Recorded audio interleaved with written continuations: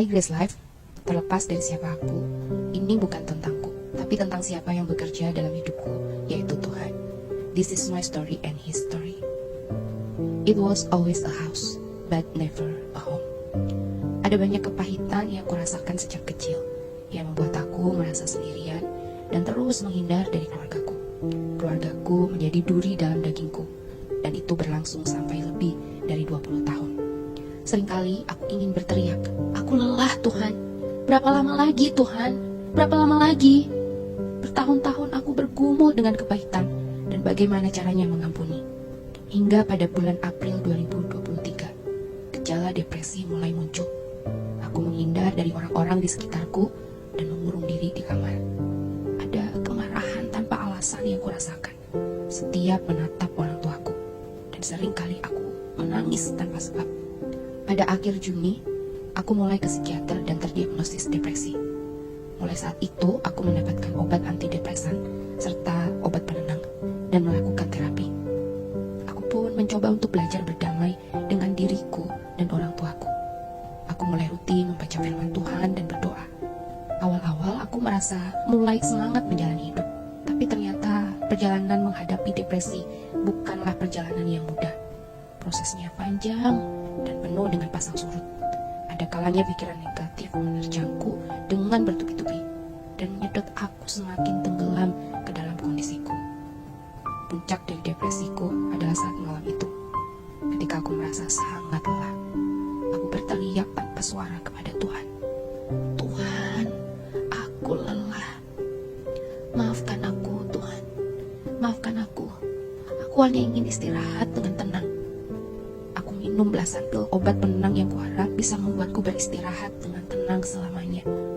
Aku ingin pergi dan tiada lagi di dunia ini. Sampai akhirnya, aku dilarikan ke IGD oleh temanku. Aku sudah mulai terkulai lemas. Setiba di IGD, aku langsung diinfus dengan begitu banyak cairan untuk detoksifikasi obat-obat yang aku minum. Tuhan menyelamatkan aku dari maut. Papa mamaku langsung dihubungi dan datang ke rumah sakit. Mereka tentu syok dan sedih sekali. Singkat cerita, akhirnya keluargaku mengetahui apa yang aku lalui selama ini. Kami pun melakukan beberapa kali rekonsiliasi, hingga aku bisa melepaskan seluruh beban yang kutanggung selama ini. Sampai pada akhirnya, aku bisa dengan begitu damai mengucapkan, Pa, Ma, aku memaafkan kalian. Aku masih ingat di suatu pagi yang tenang ketika aku masih dirawat di rumah sakit. Setelah saat teduh, aku kembali menangis dengan penuh penyesalan kepada Tuhan karena telah mencoba mengakhiri hidupku.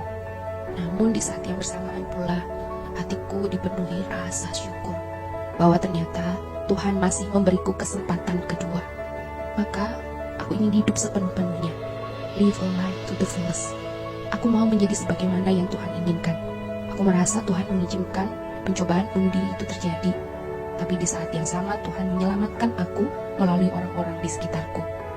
Kesempatan kedua ini adalah turning point yang Tuhan pakai untuk pada akhirnya memulihkan segala kepahitanku. Ternyata di dalam musim kehidupan yang paling gelap, Tuhan ada di sana, bekerja dan menjadikan semuanya baik pada waktunya. Melalui ceritaku ini, aku ingin berbagi perspektif bahwa depresi itu adalah satu kondisi yang nyata. Tuhan tidak menjanjikan umatnya imun terhadap depresi, tapi Tuhan menjanjikan kalau Ia akan selalu hadir, bahkan di masa-masa tergelap yang membuat kita rasa Tuhan seakan gak ada. Semua perasaan kalian yang kalian alami dalam setiap pergumulan adalah valid. Dan jangan ragu untuk mencari pertolongan. Datanglah kepada Tuhan.